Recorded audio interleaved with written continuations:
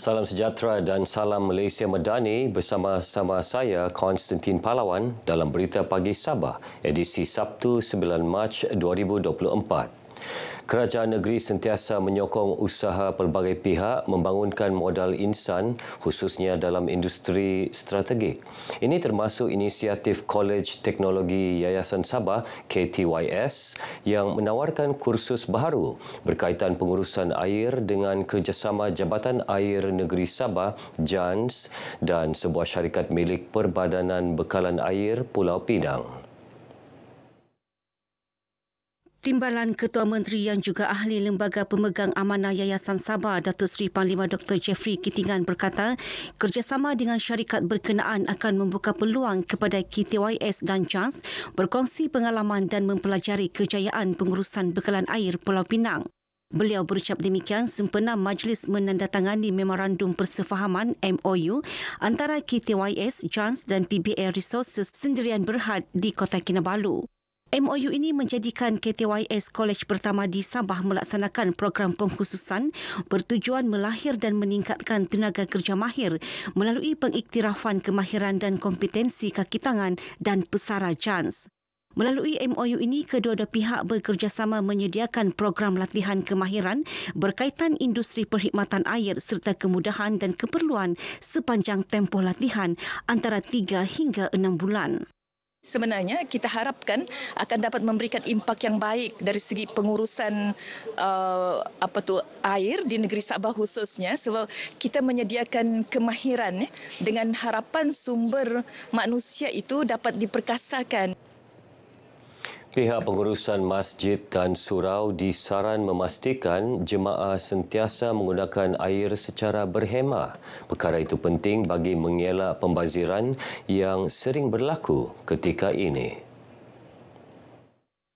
Perkara itu disorakan Menteri Kerja Raya Datuk Shah Helmi Yahya kepada RTM selepas menyempurnakan penyerahan sumbangan Ramadan kepada masjid dan surau Parlimen Putatan di Masjid Daerah Putatan. Kerajaan sentiasa berusaha untuk memastikan bahawa bekalan air dalam keadaan yang cukup dan baik daripada masa ke semasa. Namun demikian, kita juga mengalami risiko gangguan bekalan air seperti paip pecah dan sebagainya. Sempena majlis ini, Datuk Shah Helmi yang juga ahli Parlimen Putatan menyampaikan sumbangan wang tunai dan kurma kepada 45 masjid dan surau sekitar Parlimen Putatan. Pihak berkenaan masing-masing menerima RM1,000 dan 5 kilogram kurma untuk mengimarakan bulan Ramadan. Jabatan Perkhidmatan Komputer Negeri JPKN telah membangun dan melaksanakan beberapa sistem baharu dalam usaha meningkatkan prestasi perkhidmatan awam.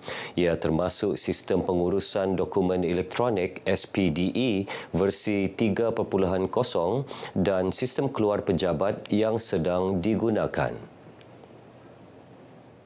Menteri Sains, Teknologi dan Inovasi Datuk Dr. Muhammad Arifin Muhammad Arif berkata, kerajaan negeri juga kini dalam proses menaik taraf dan menambah baik sistem maklumat kaki tangan sektor awam negeri yang sebelum ini dikenali SM2 kepada sistem baharu dengan ciri-ciri keselamatan terkini.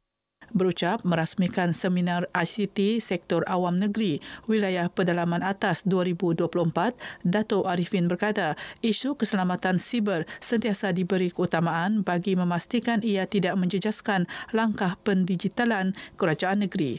Justru, satu pasukan khas dianggotai pakar keselamatan ICT yang bertanggungjawab menjaga isu keselamatan siber negeri telah ditubuh bagi menangani isu berkenaan.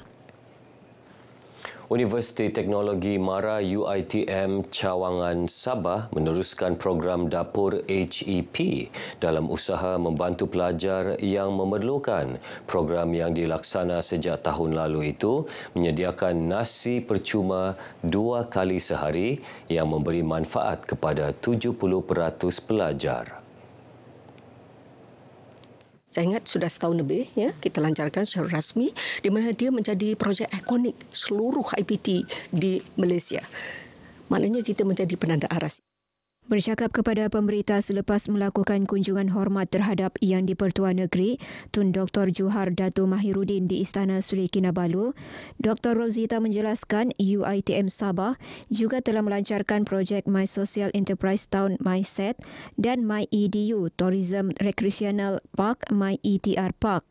Kedua-dua projek yang dilaksana sejak Julai tahun lalu menyediakan peluang pekerjaan untuk pelajar bagi membantu menampung kos sara hidup semasa pelajar.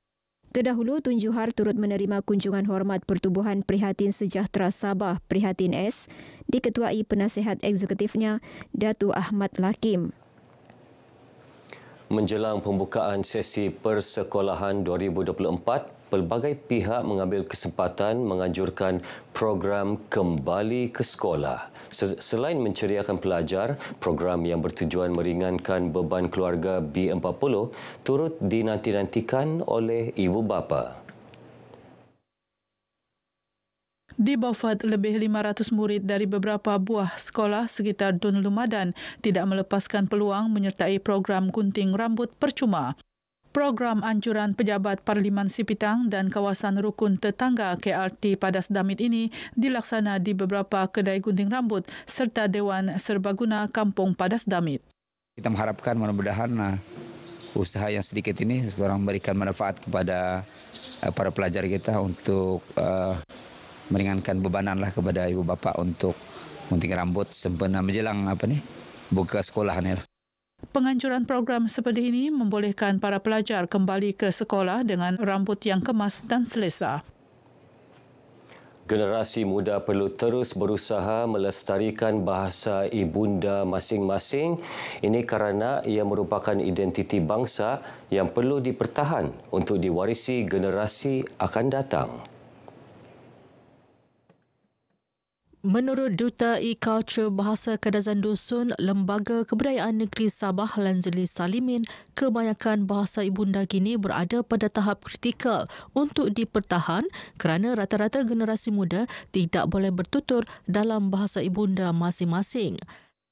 Kita harus mertabatkan bahasa ibunda dan mungkin banyak di antara generasi muda ini mereka menunggu sesiapa untuk memajukan bahasa ini. Barulah diorang mau ikut serta. Tapi sebenarnya tidak siapa yang kita tunggu, melainkan kita sendirilah. Lanzeli ditemui RTM selepas menjadi tetamu rancangan Kami Ba ini, segmen Jawab Dulu dengan topik Bahasa Ibunda Akar Budaya di studio TV RTM Kota Kinabalu. Cabaran 10,000 langkah Jabatan Penyiaran Sabah. Seramai 123 warga kompleks bersepadu Kementerian Komunikasi terdiri kaki tangan RTM, Japan dan Finas menjayakan program julung kali itu. Program anjuran Kelab Sukan dan Kebajikan RTM Sabah ini berlangsung di perkarangan Kompleks Bersepadu Kementerian Komunikasi. Program sempena sambutan Hari Wanita Antarabangsa 2024 ini antara lain bertujuan membudayakan amalan hidup sihat dalam kalangan kaki tangan awam. Ini juga menyahut agenda nasional Malaysia Sehat di mana setiap kaki tangan kerjaan perlu sehat, cergas dan senantiasa orang bilang kan boleh mengamalkan budaya sehat. Cyril yang gembira melihat sambutan memberansangkan daripada warga Kementerian Komunikasi Sabah mencadangkan agar cabaran 10,000 langkah ini diangkat sebagai aktiviti bulanan.